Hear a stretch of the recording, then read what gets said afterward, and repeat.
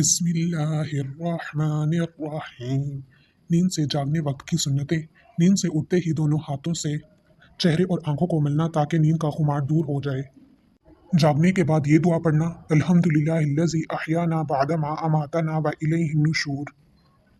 जब भी आप सोकर उठें तो मिसवाक करें।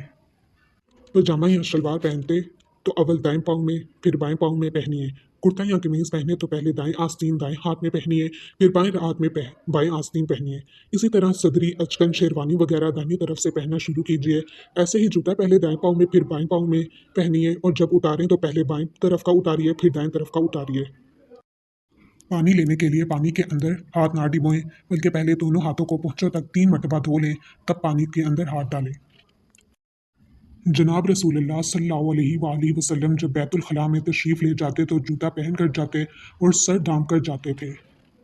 बैतुल खला में दाखिल होने से पहले ये दुआ पढ़ें, बिस्मिल्लाहि अल्लाहुम्मा इन्नी अऊज़ु बिका मिनल खुबुसी वल खबाइस। बैतुल खला में दाखिल होते वक्त अंदर पहले बायां कदम रखें।